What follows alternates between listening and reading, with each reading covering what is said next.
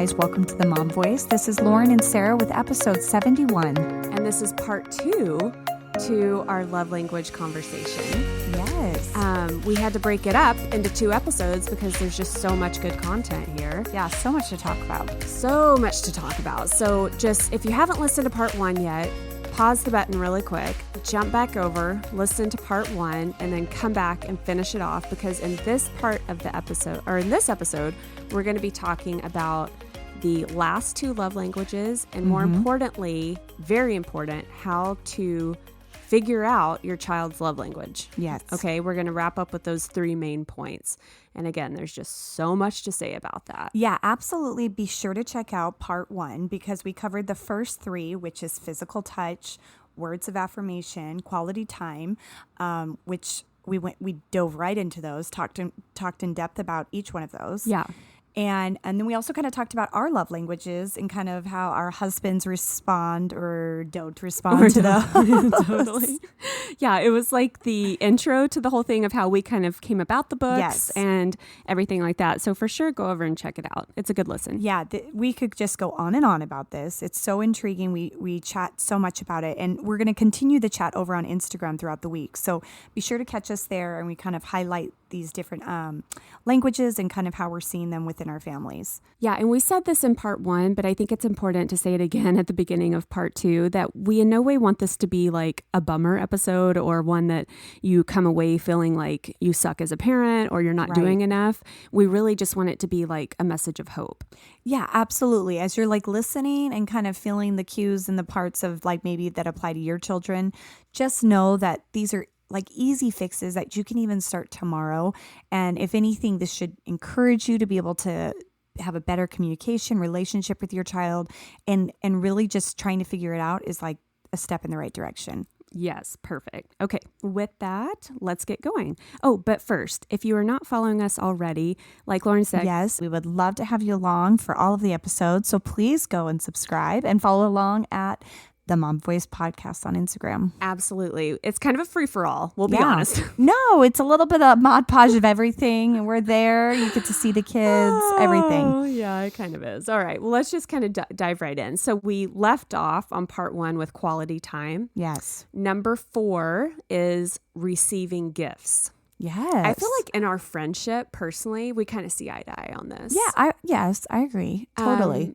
And I think my husband might blame you for a few fights that we've had throughout our marriage because you have so instilled in me the receiving gifts love language. Okay? I was like, am I the guy? Well, okay, yes, that's Let's good. be real, though, okay? A few of our very first fights involved him forgetting my birthday or like not giving me a Valentine's Day gift. Right. And that cut me deep. Yes. I mean, does it bug you when you don't feel like you're getting properly gifted? Oh, absolutely. Because, well, I think there's the intention behind it.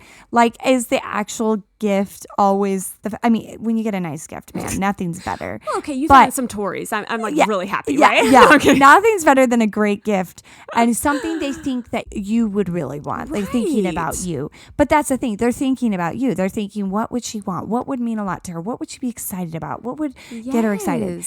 And so what would get her excited? Yeah, exactly. Yes. So no, I think it's as we mentioned in part 1, again, go back and listen to it, but I am a gifter. I love to receive gifts. I dare say under quality time, it's got to be up there for you somewhere. Right. No, I would say for sure too. Yeah. I definitely think it's on my Evelyn's top 1, like 2 probably, because she loves to give too. And so, I mean, therefore, I do think she loves to, don't you think? And she's such a giver. Oh, well, you know what's so funny? Well, let me get to that. Let me jump back to what you say about Evelyn. Let me explain it a little bit first. Yes, tell us. So Dr. Chapman, he starts off, again, the book is written by Dr. Gary Chapman, The 5 Love Languages of Children. Please go read it. There's so much content, you guys. We literally were blown away when we both read the book by some miracle. I know. It came together the past week. But he says his background actually is in cultural anthropology. Okay. I didn't know that.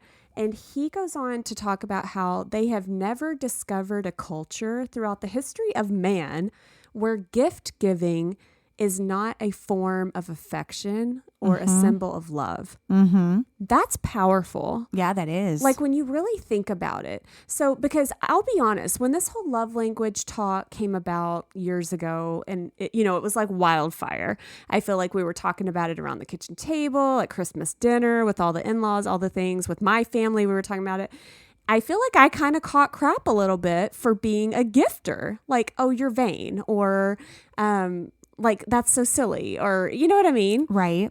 I think it's one that maybe if that's not your love language, you just don't get it. Like, why would they care about a soda if I don't bring her a soda? Why does she care? You know? Well, see, I dare say, do you feel like that's an act of service too, though? Yeah, maybe. But I view it as a gift. As a gift, yes. I totally do. Because Yes. it's like, oh, he passed the soda shop and he thought of me. And And he he wanted got to get you- that yeah, for he me. wanted Because he to- knows he loves Yes. me and he knows I love that. Yes. You know what I mean? That's a good how point. I receive Good it. point. Yep. But I thought that was so powerful that, like, yeah, throughout literal documented history of man, there is evidence of gift giving. You know what I mean? The three wise men brought Yes. gifts. Yes. Thank you. Yes. You're so right. And so the receiving gifts love language, what that person hears, and again, we're applying this to our children, and Dr. Chapman applies it to children in the book, is they hear, if their primary love language is receiving gifts, that mom loves me. So for example, we went to the dollar store today and there were these little Pokemon cards at checkout.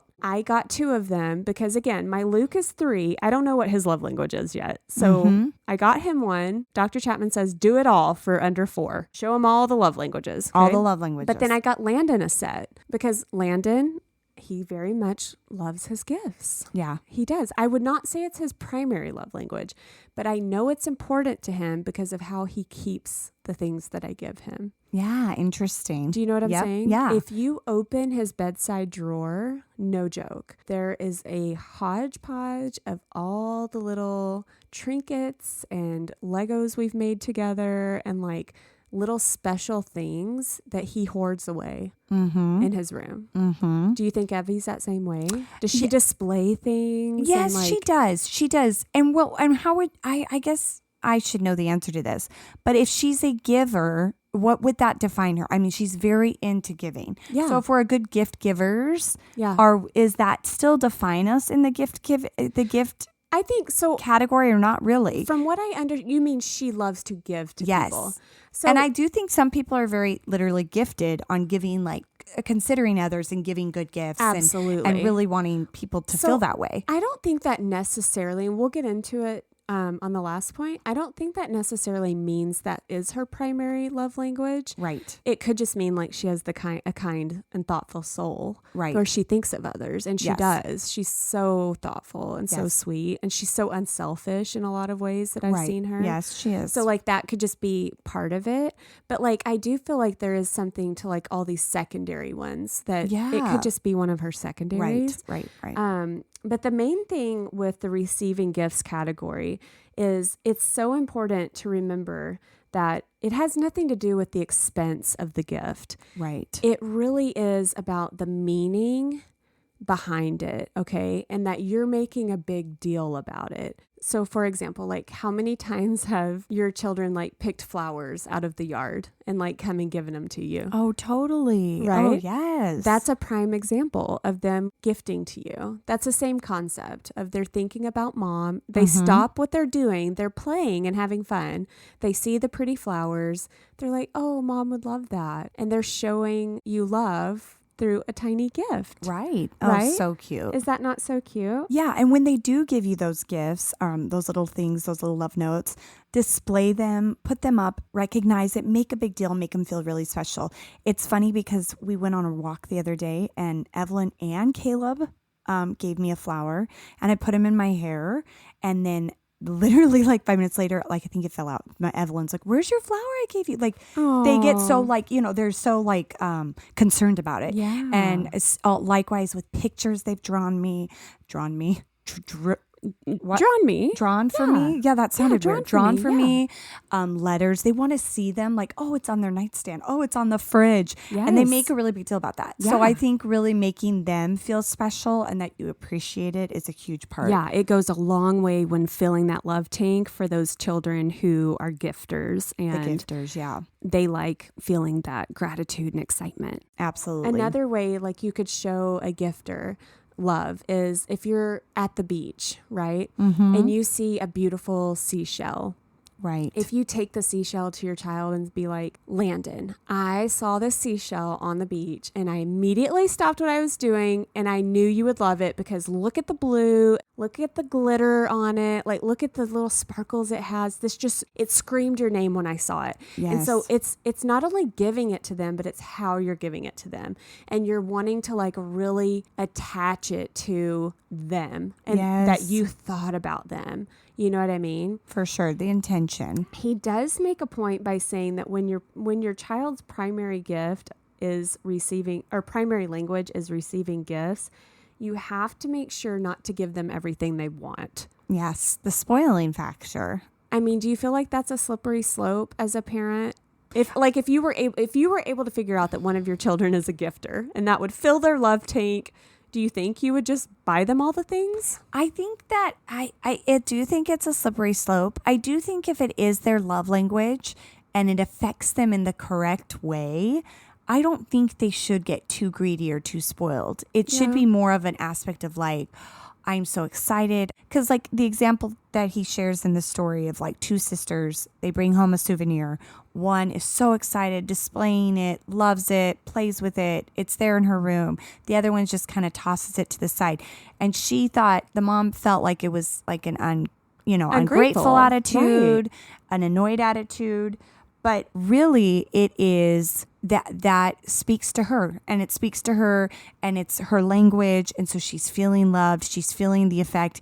And so I don't know if it can. And the other child just doesn't care about that stuff. Yes. As And much. you have to Right. speak to them in a different way. Right. And he elaborates on like hers is spending time with her and telling her about the trip and what they did and da da da. But so I feel like if it's their true language, I don't know if they'll get If they would abuse it. Yeah, abuse it. Exactly. That's what I'm They trying to value say. it so much. I don't Yeah. think so. I Yeah. think that if that's really is their true love language, I don't think so. But it is a slippery slope as a parent, just not to like continue to like shower them in things because you just want them to be happy. Yeah, and he goes on to say that, and especially if you're in the situation where you share custody and things like that, I think sometimes parents can fall into trying to buy their child's love. Yes. Even when you're older, dare I say, Yep. that like with Yeah. teenagers or even adult children, where you feel maybe guilty or for maybe not doing something or not being there or something, and you're trying to replace something with a gift. Right. He very much warns against that by not trying to make the gift a payment, because the child, if that is their love language, they will see right through it and it will actually hurt them. Oh, wow. He does say that. He actually says, like, if it's an insincere gift and that is their love language, like, it will have the opposite effect. Right. Okay. And I can Interesting. see how that would happen. Yeah. Where it would be like, oh, great, they buy me a $500 whatever. That's cool. But they didn't even call me to tell me about it. And I read about this story somewhere that Dr. Chapman had shared in a lecture or something that I thought just perfectly summed up how a gifter processes things and how they like really assign a lot of value to gifts. So sharing the story, he said he was overseas somewhere and he saw a soldier who had this St. Christopher medallion around his neck, and he went up to the soldier and he was like, "Oh, hey bud, what is that? That's really cool." And the soldier was like, "Oh, it's St. Christopher." And he was like, "Oh yeah, what? My dad gave it to me." He said that's what he said. "It's St. Christopher, my dad gave it to me." And he was like, "Oh really? Like what's St. Christopher? Like what saint is he?" And he was like, "I don't know." And so it was kind of Oh, cute. right. I And so he remember- was like, that's a perfect example of a child who he had no religious significance to the necklace. Right. But his dad. But his dad gave it to him. That's so sweet. Isn't that so sweet? So, okay, tell us what number 5 is. Yeah, number 5 is acts of service. I mean, Sarah, do you have a child that kind of maybe saying, do it for me. I can't do it. Or, Oh my gosh, yes. I know, it's like, yes. Don't they all? Or, what, come fix this for me or make my bed. Yeah. I mean, which is like funny to say, but that is like Every a child. part of their language. But when I think about it, I think one of my children does it way more than the other. Yeah. Like Landon, he does like ask for my help with things that I do know that he can They're do capable himself. of. Yeah, absolutely. Whereas Kate like never asks for help. Ever. She's She's more almost prideful about independent. it. Yes, Yeah. yes. You know what I mean? And the funny thing with this one is I feel like it's a little tricky because literally from the minute they are conceived, it's like we're serving them. Do you know what I Right, mean? Absolutely. Oh, that's So- what we're here for. That's where when you're like thinking about this one in regards to how it applies to children, it gets a little tricky. Yeah. Because we do everything for them, essentially. Totally, we do. I know. Being a parent is just a life of service And to, does that- to the little people. Does that ever end? It's like we literally put the food in and we take the food out. Yes, all the diapers. Oh my gosh. And so I think it's like really easy when we're mom, we can kind of fall into, well, I do. I serve them all the time. Like, Right. Yeah, It's I mean, easy- name yeah. all. What are some things you do for your kids? Like, Oh my every gosh, their single day? laundry, doing the dishes, setting the table, making dinner. I mean, on and on, picking up the, clothes and cleaning their rooms up, or All the getting the things. groceries and all the things. But it's like, I mean, survival to like life, all of it. all of it. It falls on mom. He makes the point of when your child's primary love language is acts of service, you kind of have to present it in a way that they realize you are serving them. Right. Do you know what I mean? So, Well, we have a daily chore that they all have to do. Right. And I mean, if I were to go do their daily chore, I mean, that would be pretty apparent to them that That's mom did something for me because I'm like chasing after them daily to do it. But if I did it, I think it would be like, oh, whoa, mom did my chore. That was that's nice. a good one. But I honestly don't think any of my children have this primary love language. Do yes. you? So far? I don't think so either. It's hard to Yeah. tell. And especially at a young age. I know, it really is. Because again, go read the book on this one. I left this one for last because I feel like it is the less, what's the word I'm looking for? The less like common one for children, Yeah. I would say. But I mean, the one point he does say that I'm going to throw in here about it is he goes on to talk about even if it is acts of service is their primary love language, don't do everything for them. Don't do something for them that they can do for themselves, that you're actually serving them by teaching them how to do. So something that he actually says that I thought was so genius, oh my gosh, is if you have like a teenage child or children in that age range, make a list of things you would like them to know how to do by the time they're 18 years old. And some of those things could be like doing the laundry or mowing the lawn or changing a tire. making a bed. Right. Like properly. Yes, absolutely. Like even knowing how to properly iron a shirt. Right. Do you think like that gets taught anymore? Oh, not anymore. Yeah. No, absolutely not. Like, I don't think it does. So he actually had this suggestion of, especially if you have teens, like get them involved and make the list together and start doing those acts of service. And by that, he means teaching them how to do. I love that. Yeah, absolutely. It's a little bit different spin on the adult acts of service. He goes into a lot of detail about you're serving them by teaching them. Yeah, absolutely. Oh, and then I did want to say this. He goes on, and I remember early in parenting, you had read, I think it was the Love and Logic book. Yes, that is right. Correct me if I'm wrong, but he says when you have a toddler and their primary love language is acts of service, give them options. Be like, okay, we can do this or we can do this, but you're still in control, but kind of. Yes, that's very much a Love and Logic Was way. it Love and Logic? Yeah, it's Yeah. trying to let them think they're in control and that they have options to pick from, but still you're getting your point across or you're getting what you want done. Exactly. But you're letting them feel like they have some sort of say or control in it by giving them options. Yeah. And so he kind of says you're teaching them how to make decisions. Sure. You're teaching I can them see how that. to like, Yeah. anyway, and that falls under the acts of service. So to summarize acts of service, it would be kind of doing small, simple things for your child to lighten their load and making sure that they're aware of it. Yeah. And, that could be packing their lunch for them. That could be making their bed. Just make sure you're taking credit for it. Yes, exactly. And making sure that you don't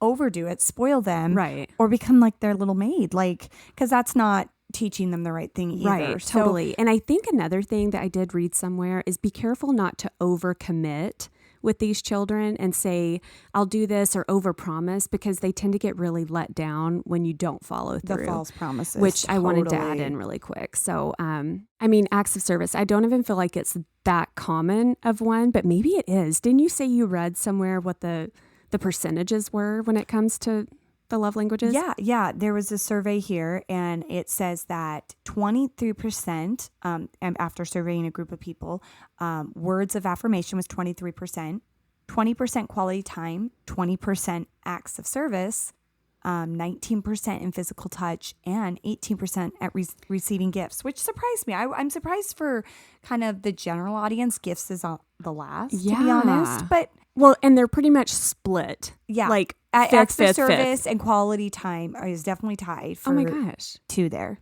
Interesting. Okay. Well, now we are going to be moving into how to identify our children's love language.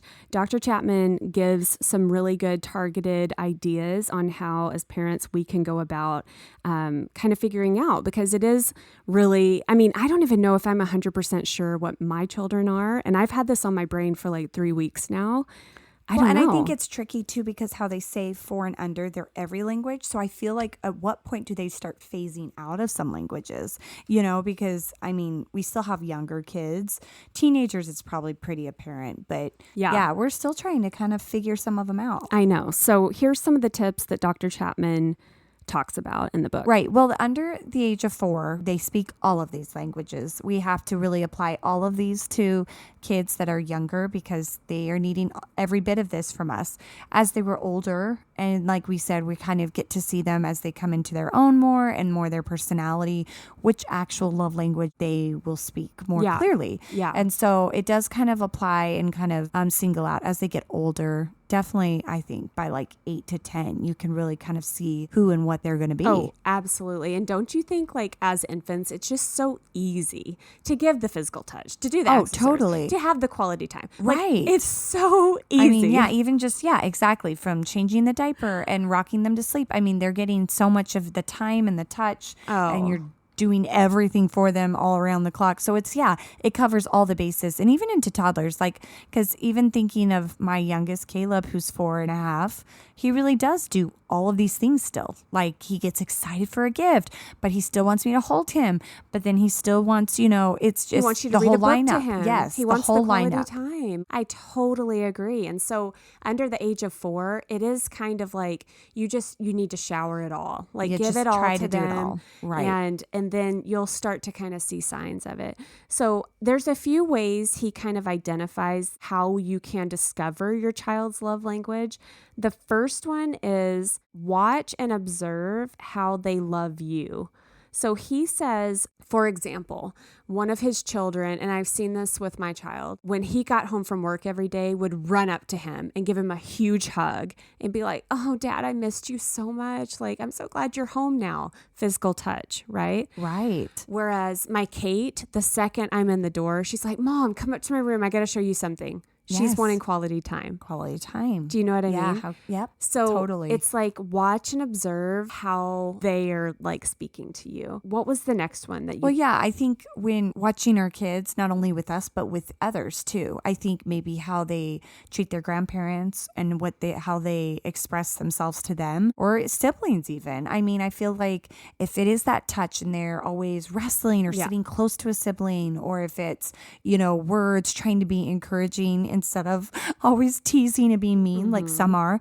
I would say my Evelyn is so much more prone to being like kind and trying to like be a peacemaker. We've said it so or much. like encourage one of them. And then where Emmett is always like, he is more active and wants to, wrestle around and touch and do more things like that. So I think you can kind of read between the lines even when they're with other people, not just the parents. Yeah, absolutely. And Dr. Chapman, he gives the specific example in the book. And I know it kind of goes back to what we just talked about with Evelyn.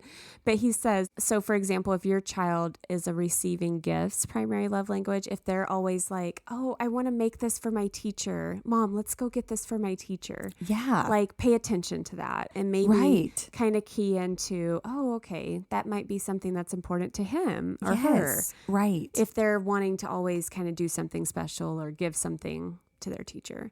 Or on the other side, acts of service. If somebody says, oh, Mom, I see that the trash bins are out on the neighbor's yard.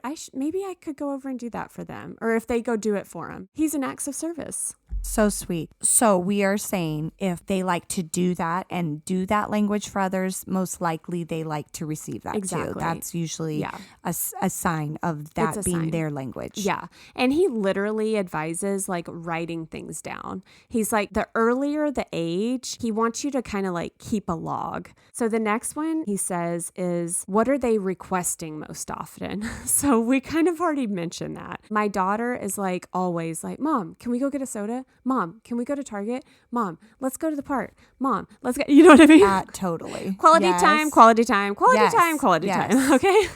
So he's like, just pay attention. What are they bugging you about, essentially? If they're like, Mom, will you braid my hair? Or Mom, will you scratch my back? Physical touch, right? Mom, do you think this looks pretty on me? Mom, do you like my hair like this or like this? Words of affirmation, right? Yes. They're Oh my looking for gosh, right. feedback. Right. Or okay, let's do an acts of service. Mom, my bike is still broken. Why have you not fixed my bike? Acts of service. Acts of service. Okay. Okay. You have not interesting. served Yeah. me. Why is my bike? I can't fix it. Why are you not fixing my bike? See, and it's so funny because even in that situation, you hear that and you want to be like, don't be demanding. Don't be rude Don't be to ungrateful. me. Yeah, don't be ungrateful. So it's like really, you have to train your brain to like read between the lines of being Yes. like, okay, why don't we fix that bike for you? I know that'd mean a lot. And then they can be happy and feel loved. Yeah. But it is hard to do that when there is a negative, Yeah. notion When they're being negative. connected Yes. to it. Yes. And if that is demanding out of me to have time, like sometimes you want to be like, so it is like a fine balance, And he says, which is a struggle he too. says so many times, this is not going to create perfect children. This is only going to allow you to have like a more harmonious home and Yes. allow the conflict to kind of resolve a little bit and allow your child to feel your love. Is this going to fix personality issues? Is this going to fit? No, of course it's not. But it's going to make sure your child is feeling your love and it's going to be filling their love tank to where you can reduce the amount of conflict and the amount of, burnout and all the things that happen. Right. And I mean, we should say that very clearly. This is not a fix-all. It's not going to solve everything. You're going to have your blow-ups. You're going to have your explosions. But I think, again, being mindful of what really could hurt that child. Yes. Like if you use that against them, that digs even deeper. You know what I mean? Like if words are important to your child, don't use words against them, essentially. Okay, so the other thing he says is if you are just at a total loss, you have no idea, you cannot figure out a child, he suggests picking a week to just shower the child with one love language. So pick one interesting. Yeah, for a okay. whole week, okay? Right. And you see how they respond to it. So you say, okay, this week we're going to do acts of service. We're just going to load them up, all the acts of service. And if they respond to it, you take note. Quality time. We're just going to pound them with quality time. Physical touch. I'm hugging them. I'm wrestling, high-fiving, all the things. See how they react to it. Yes. And he says when you hit the right one, you will see almost an instant shift in the child. Interesting. Yeah. No, Are you going to that's try smart. it, Lauren? No, I do think I need to clarify some because I feel like I think I know, but Well, then I don't know. I feel like I still need to like narrow in on some of them. So yeah, that's a good idea. Well, and I think moreover, when you're reading these chapters, it's a discovering process. Yeah, It's yeah. hard. I don't know. But then again, like we said, like from the beginning, it's something that you can start tomorrow and you can really figure out and hopefully like feel the change pretty quickly within, a few weeks. And if you're having a difficult time with one child specifically, hopefully that will fix Maybe that. start with that Mend child. Yeah, exactly. Start with the problem. Start with and try to get through to that. Yeah, exactly. The squeaky wheel gets the grease, right? Yep. And then the other way, really quickly, of how you can discover a child's love language, and he really suggested this with the older children, is give them options. So really say to them, hey, would you rather go on a walk with me or go get that notebook you need for school? But he's saying like literally give them options and then see what they're drawn to. Yeah. And I think there's even quizzes online that you can pull up for your older children that they can fill out now, and you calculate it and you literally know what they are. Oh my gosh, that's perfect. You should do that for Tristan. Yeah, I should. You really should read it off to him and be like, what would you rather? This or that? Right. It's like one of those Instagram story things. Yeah, it's like, or like the magazine quizzes we took as kids, like oh my gosh. teenagers ourselves. Oh my gosh, yes. So anyway, so hopefully that helps a little bit on trying to narrow in what your child's love language is. Again, I think also what you and your husband are might be indicators of what your children could be. Oh yeah, interesting. Don't you think? Yeah, I could see that too. I mean, just naturally how they've been shown love. I mean, I don't know. I just have to think. Okay, I want to wrap up the discussion really quick by talking about discipline. I don't think you got to this chapter. No, I haven't. So she didn't get to this chapter yet. So I do want to say, essentially, he talks a lot about discipline in the child book because of how powerful the love languages can be when it comes to discipline. So essentially, he's saying, make sure that your discipline always meets the action that was involved. So don't over discipline. And then when you are disciplining, have their love language in the back of your head. So let me give you an example, okay? So say a child has a ball in the house and there's a well-established rule in the house. We do not play ball in the house. If you play ball in the house, the ball goes in the trunk of the car for 2 days and you're done. Like no more. Okay. Right. That's the rule. The child knows the rule. Let's say the child has the ball in the house. They break something in the house. Instead of just jumping down the child's throat, if you're able to kind of envelop the discipline in love by saying, I know you are such an active guy. I know that you love playing ball, but we don't play ball in the house. Oh, Tristan, we don't play ball in the house, okay? Right. I know you're active, you're whatever, but we don't do it in the house. That's the rule. Go put it in the trunk right now, blah, blah, blah. Essentially, he's saying, like, try to envelop the discipline with love by acknowledging something good up front if you're able to, and then giving the discipline. Does that make sense how I said it? Yeah, No? absolutely. Well, and it's kind of that positive encouragement, positive reinforcement followed by a consequence. And the way he says it is the child, they can interpret it as, oh, I try so hard, and the one time I screw up, I get jumped down my throat. Why even try? Right. That's how he explains it. Right. Instead, if you take the time to explain to him, I know you love to play ball. I get it. We don't do it. He's going to walk away being like, yeah, I deserve that. I know better. I shouldn't have. Instead of walking away thinking, I'm never going to please them. No matter what I do, I'm always going to get in trouble.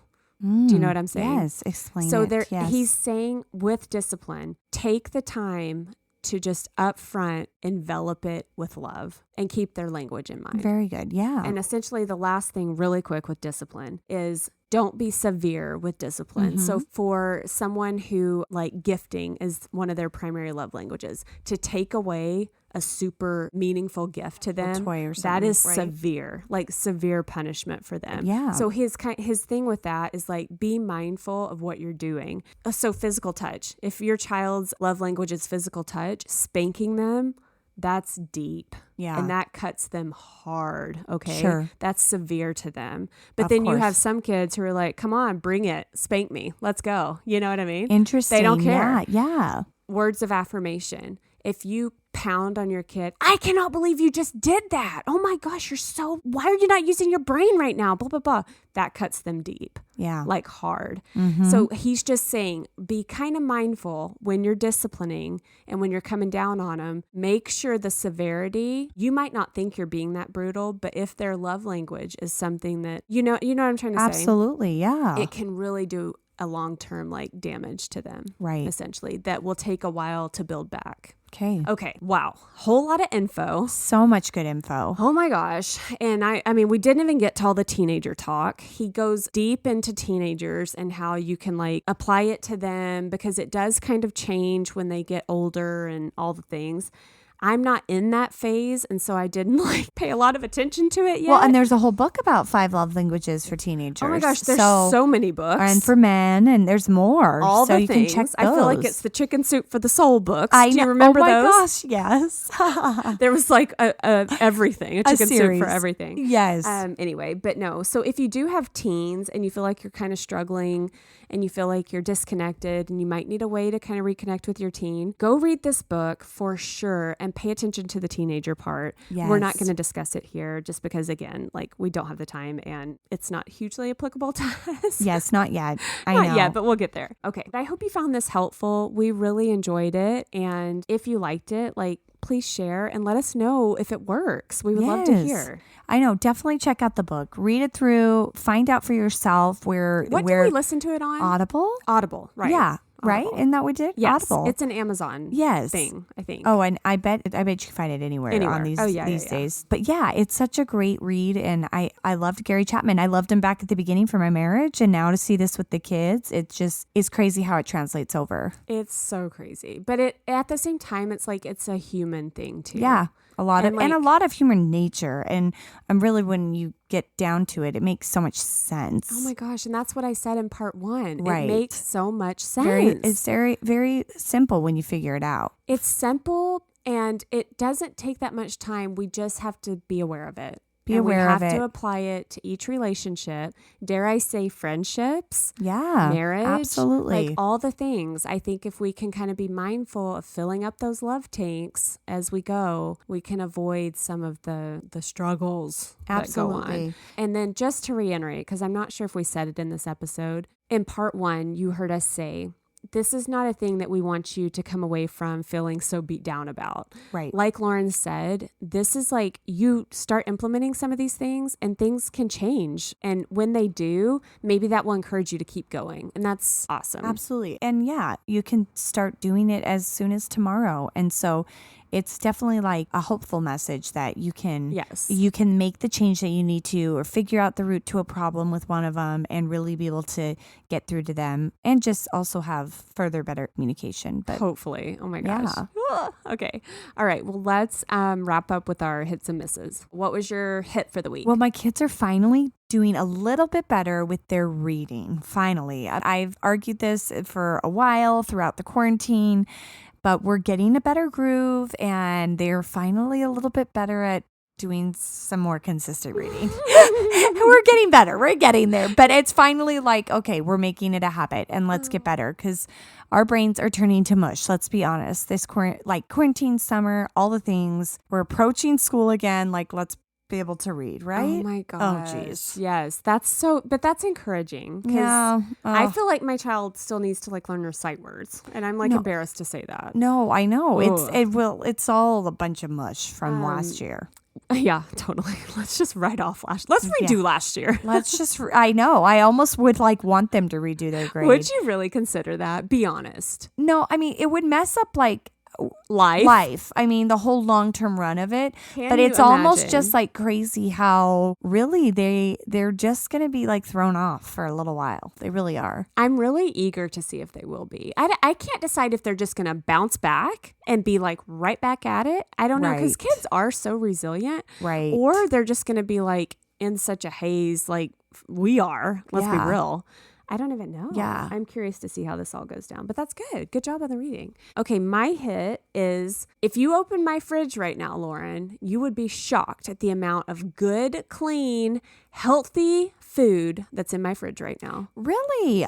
Good I'm- for you. I went crazy at the grocery store yesterday. I got the blueberries, the strawberries, all the fruits. I'm stocked up. I did the broccoli. I'm going to Good. make my children try fish this week. Good job. It's That going is down. so good. Look at you cooking in the kitchen. The Gut Girl inspired me. I know. Whole Foods. I know. We got to be better. I totally. I have to expand my child's palate beyond cheese Yeah. and cheese-related things. Yep. And I'm Amen. determined to do that. Good. Okay? That's awesome. So I was really proud of that. Okay, what is your miss of the week? My miss, it's funny, but I am going to say my bedroom.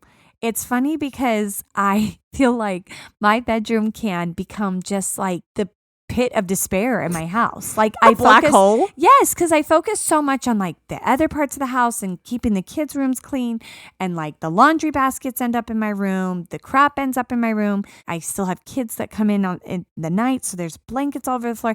I just feel like I can never have my room the way I want it long enough to enjoy it. Oh, that's so true. But see, your room, explain to people where your room And is. my room, in your and house. even more so, that's even more of a miss because it's like kind of dead center in like my living space. It's right off of my family room, my TV room, and you can. think that works against you? I totally do. Oh. I wish it was tucked away, hiding. Like my door's open. Anybody and everybody in my house can see what's going on in there. Yeah, okay, I get that. Because I feel like mine's the exact same way, but it's because everybody gets dressed in my room. They're showering in my room. They literally in the morning. We have 2 other bathrooms upstairs by their bedrooms. They come in my room to pee. I have pee all over my toilet every day. funny. Oh, that's funny. No, Literally. and they still come into my room and they still take a bath in my room sometimes. They still like come in.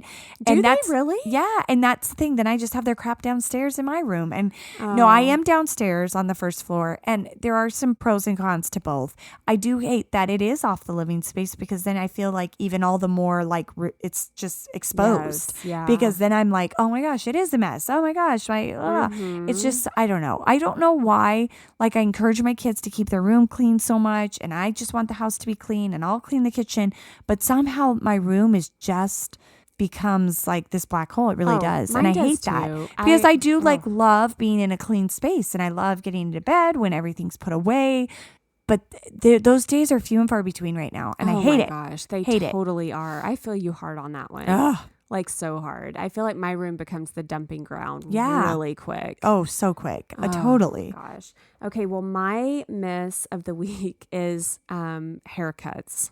Oh, yeah. What? No, it's not like a true miss. I just feel more of a fail. I've just totally given up on having my children look presentable anymore. Oh, but you cut your own kids' hair. You just feel like not. I do, you and don't I'm want, lazy about yeah, it you now. just I get because it it's sure. messy, and Luke won't sit still, and all this stuff. Like literally, Landon's like you can't even see him.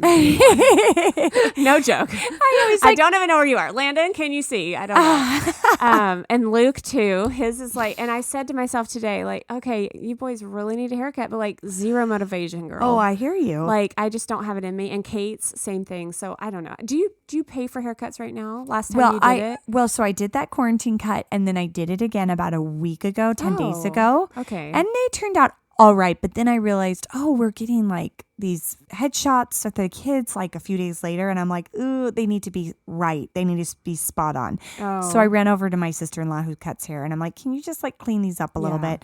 I am feeling a little bit more confident, a little bit slowly but surely with it. But See, so I don't know. Both my boys I cut with the scissors, and I feel like it's such a process, and it just takes a while. Well, it is. Yeah. I don't know. And then Kate's hair intimidates me for some reason. It's literally a straight cut across the crop, but I can't get it straight. Yeah, And I feel it's like I'm straight. slowly creeping up her back, and I like Right. cannot figure out how to get it straight. Right. Like, I And don't then know. next thing she's in a bob. Yeah, give me the boys all day long over her. But anyway, but I need to get on it before school starts because I feel like straight up we're living in our pajamas or swimsuits all day long. I know. And they look super shaggy right now. Well, that's summer for you, but then that's summer on quarantine. Summer on crack right now. Yeah, that's like the max out. I know. I hear you. Oh my gosh. All right. Well, we hope you enjoyed this little mini series. Yeah, a little mini add-on episode, but we're so glad she came and finished us out here. Seriously, thanks so much for being here. We really appreciate it. Again, if you enjoy us at all, we would really appreciate you sharing us with your friends, your family, anything. And if you do share us on social, make sure and tag us so we can see it and absolutely. say thank you. Yes. We don't always get to see it, and so we would love that. You can find us on Instagram at Yes, at the Mom Voice Podcast. and we are back every Monday with a fresh episode. And we'll see you then. yes, take care of each other. All right, bye-bye.